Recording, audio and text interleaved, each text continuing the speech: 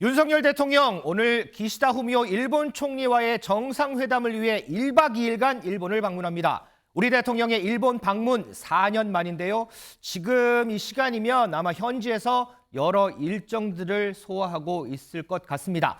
민지수 기자, 일단 윤석열 대통령 오늘 일정들이 좀 어떻게 되죠? 네, 아침에 일본 현재 내린 모습부터 소개해드리겠습니다. 네. 오늘 오전 하네다 공항에 내린 윤 대통령 부부는 일본 측 인사들과 한 명씩 악수를 하면서 인사를 나눴는데요. 일본 측은 윤 대통령이 숙소로 이동하는 과정에 교통 통제를 했습니다. 이 거리에는 교민으로 보이는 사람들이 태극기를 흔들며 환영 인사를 했다고도 전해지는데요. 첫 번째 일정으로는 일본 현지에 살고 있는 우리 교민들과 함께 이 대통령 부부 점심을 먹으며 이야기를 나눴다고 합니다. 이어서 오늘 오후에는 기시다 총리와 함께 정상회담을 진행하는데요. 그 결과는 공동 기자회견 형식으로 발표할 예정이라고 합니다. 이 문구를 다듬을 시간이 부족해서 오늘 이 공동 선언문은 따로 나오지 않을 예정이라고 하는데요. 이 일정 이후에 정상회담을 마치고 두 정상은 일본의 대표적인 번화가 이 긴자로 이동해서 함께 만찬을 하고 친교의 시간을 가질 예정이라고 합니다. 지금 영상 보니까 김건희 여사도 동행했네요. 그렇습니다. 김건희 여사는 기시다 총리의 부인 유코 여사와 별도의 일정을 진행할 것으로 전해졌습니다. 이 두 영부인 함께 일본의 전통 간식인 이 화과자를 만드는 식의 친교 활동을 할 것으로 보이는데요. 또 예술 분야의 조예가 깊은 김 여사, 일본의 대표적인 건축가 안도 다다오와로도 따로 만날 예정이라고 합니다. 조진구 교수님. 네. 한국 대통령이 일본을 방문하는 게 4년 만, 그리고 양자회담을 위해서 정상회담을 위해서 찾은 게 무려 12년 만이라고 하거든요. 이 숫자들만 해도 의미를 부여할 수 있겠죠? 그렇죠. 가장 가까운 나라인데 양국 정상이 상대국을 방문하지 않았다 하는 거는 참 현재 한일 관계, 냉랭한 한일 관계를 상징적으로 보여주는 것입니다. 네. 2019년 6월에 오사카에서 열렸던 G20 정상회의에 참석했던 문재인 대통령, 사실 아베 전 총리와 회담을 하지도 못했어요. 짧은 만남, 인사만 하고 끝났거든요. 네. 그리고 양자 간의 대화를 위해서 일본을 방문했던 마지막 대통령이 2011년 12월에 이명박 전 대통령입니다. 교토를 방문했었는데요. 사실상 이때에도 험악한 분위기였어요. 일본군 위안부 문제를 가지고 양 정상이 고성을 오갈 정도로 분위기가 나빴다. 그 다음에 2012년도에도 여러분 잘 아시다시피 이명박 대통령이 8월에 독도를 방문했어요. 네. 이전에 또 5월 달에는 현재 문제가 되고 있는 강제동원 문제와 관련해서 대법원이 판결을 내렸던 것도 2012년 5월 달이었어요. 네. 여러 가지 조건이 한데 어울려 가지고 이명박 정권 말기에도 상당히 이 한일 관계가 좋지 않았거든요. 그 이후에 박근혜 대통령은 사실상 재임하는 동안에 한 번도 일본을 간 적이 없어요. 아하. 문재인 대통령 몇 번에 걸쳐 뭐 한중일 정상회담, G20 회담을 위해서 일본을 방문한 적이 있지만 양자 회담을 위해서 간 적이 없습니다. 아베 전 총리도 평창 올림픽 개막식에 참석하기 잠깐 온 적이 있지만 한국을 직접 한일 간의 문제를 논의하기 위해서 온 적이 없었어요.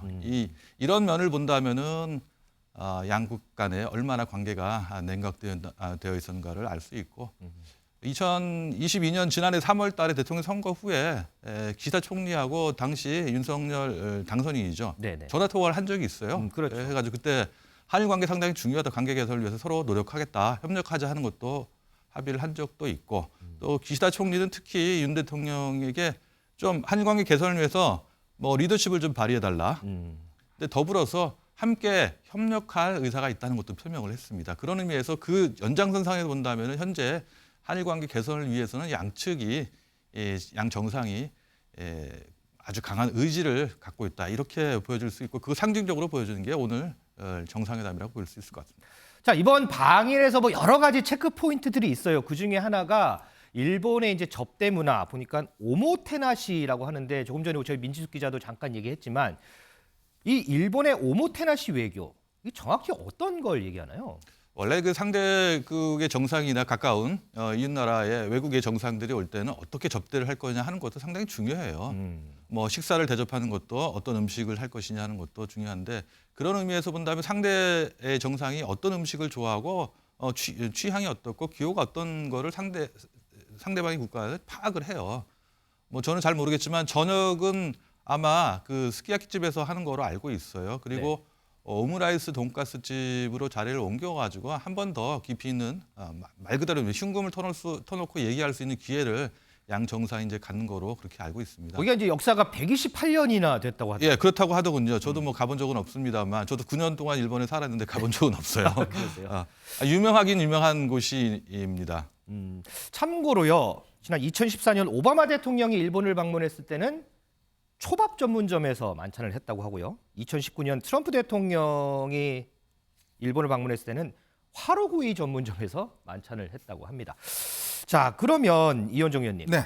조금 전에 저희가 이제 128년 역사의 그 오므라이스 집 얘기를 잠깐 했는데 추미애 전 장관이 SNS에 이런 글을 올렸더라고요. 네. 여기가 저도 처음 알았는데 관동 대지진의 조선인 학살이 목격된 곳이 이 식당에서 불과 20분 거리에 있는 데다 꼭 이런 곳에서 식사를 해야 되겠느냐 이런 글을 올렸더라고요. 어떻게 보세요? 글쎄 참 저는 추미애 전 장관이 어떻게 이걸 아셨나 싶긴 한데 뭐 이런 식으로 따지면 뭐 사실은 뭐 일본 전체에서 안 갈 수 있는 데가 몇 군데 되겠습니까?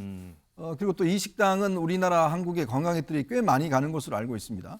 여기는 뭐 예약도 안 되고 네. 줄 서서 이제 식사를 하는 곳인데요.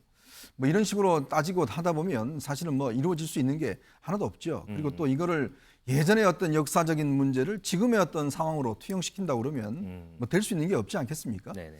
그런 생각이라는 생각이 들고 결국 이제 양국이 이번 정상회담 같은 경우는 좀 미래를 위해서 일단 가는 것이고 네. 아무리 정상이라도 사람이지 않습니까? 또 추억도 있고 또 개인적인 어떤 사적인 그런 이 관계도 있고 그래서 아마 일본이 항상 이런 외교 어떤 이 할 때 항상 이런 식의 어떤 행사들 이런 거를 많이 좀 배치를 하는 것 같습니다. 네. 특히 윤석열 대통령은 그 아버지를 따라서 이제 일본에 아버지가 유학 갔을 때 같이 일본에서 한 몇 년 살았던 적이 있습니다. 그런 또 경험이 있기 때문에 본인이 그때 당시에 일본에 대한 추억들 많이 이야기하고 있는 거거든요. 그러니까 이런 것들이 오히려 일본 그 국민들한테는 상당히 아마 크게 다가갈 겁니다. 뭐 전 딱딱한 내용보다는 윤 대통령이 일본에 대해 잘 알고 있고 친근감을 느끼고 있다. 왜냐하면 우리가 외국의 정상들이 우리나라 오면 나 김치 좋아한다. 그렇죠, 뭐 김밥 맞아요. 좋아한다. 그러면 굉장히 또 친근감이 들잖아요. 그렇죠, 네. 외교란 게 그렇습니다. 그러니까 어떤 본질적인 것보다는 그 다른 어떤 내용들이 본질을 좀 채워주는 측면이 있거든요. 그런 면에서 아마 이번에 윤 대통령이 이제 방문하는 것도 일본 국민들에게는 아마 상당히 좀 영향을 주지 않겠는가 그렇게 좀 예측을 해봅니다.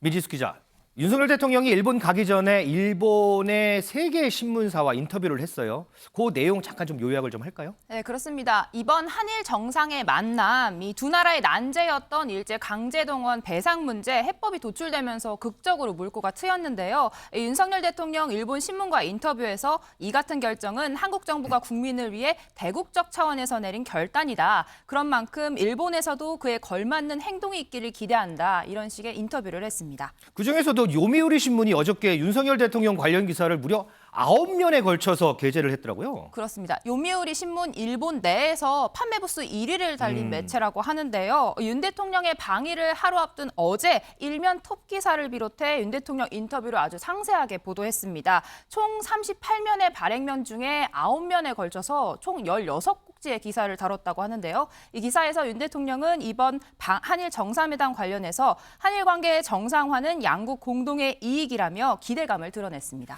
조 교수님, 네. 요미우리 신문이 9개면에 걸쳐서 윤석열 대통령 관련 기사를 실었다. 일본 내에서도 이번 윤석열 대통령의 방일이 그만큼 관심을 받는다. 이렇게 해석해도 될까요? 관심은 끌 수 있죠. 한일 관계가 아주 냉랭했었는데 그런 이웃나라 대통령이 오랜만에 일본을 찾는다. 그것도 적극적으로 현안이 되고 있는 그 문제 해결을 위해서 아까 나왔던 것처럼 대국적인 차원에서 결단을 했어요. 저도 일본에 알고 있는 뭐 전문가나 기자들과 전화를 해보니까 정말 대통령은 용기 있는 결단을 했다.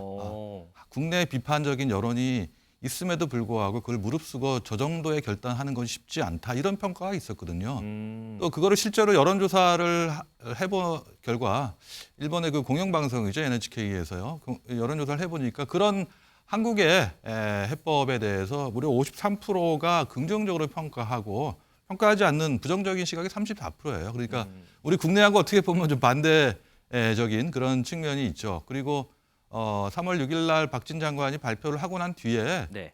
그 다음 날 거의 일본 모든 신문이 이 사설을 게재를 했어요. 요미리 산케이 신문 가장 보수적인 산케이 신문을 제외하고는 한국 정부의 결단에 대해서 높은 평가를 하는 그런 내용들이 있고 네. 이거를 계기로 해서 한일 관계 개선을 하는 게 바람직하다, 기회로 삼아야 한다는 그런 내용이 줄을 이뤘거든요. 그런 의미에서는 관심을 끌기에는 충분하다. 다만 일본의 정책적인 그런 측면에서 본다면 한일 관계가 상당히 중요성이 높은 것이냐 하면 꼭 그렇지는 않다는 것도 생각해 볼 필요가 있습니다. 그런데 임경희 평론가, 네. 윤 대통령이 일본 언론과 인터뷰를 하는 과정에서 강제징용 관련돼서 얘기를 했는데 이게 조금 논란이 돼요? 특히 이제 우리 대법원의 판결하고 이제 배치되는 걸로 해석될 수 있는 부분이 들어 있어서 더 좀 논란이 되는 건데요. 강제징용 문제에 대해서 65년 협정의 어떤 규범적 해석, 그리고 이제 2018년에 이제 한국 대법원 판결, 이 두 가지가 서로 모순되거나 어긋나는 부분이 있더라도 조화롭게 하는 게 이제 정부의 역할이라고 생각한다. 이런 발언을 한 거, 이게 이제 혹시 그 모순된다는 부분에 대해서 이제 지적하는 시각들이 좀 있습니다. 2018년 대법원 판결을 우리 행정부가 이제 충분히 존중하지 않는다는 거냐라는 이제 비판들이 나오고 있는 거고요.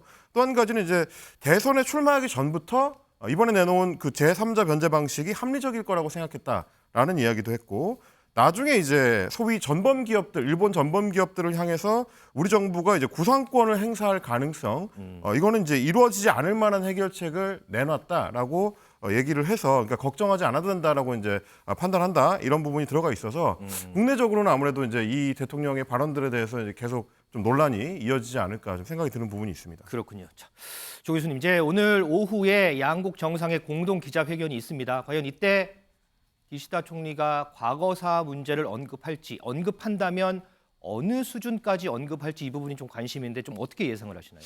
저희들이 원하는 바와 같이 과거의 그 역사 문제에 관해서 여러 가지 일본 정부에 낸 담화도 있고 또 지금 윤 대통령 강조하시는 1998년 10월에 김대중 오부치 공동선언에 포함된 내용이 있어요. 불행했던 그 과거에 식민지 지배로 인해서 다대한 손해와 고통을 준 거에 대해서 통절한 사정과 진심 어린 사죄를 한다는 내용이 포함되어 있거든요. 그런데 일본 정부의 경우는 우리 박진 장관이 발표를 하고 난 뒤에 전체적으로 뭐 김대중 오부치 선언을 포함해서 네. 일본 과거 역대 정권의 역사 인식을 계승하겠다는 말만 반복을 하고 있거든요.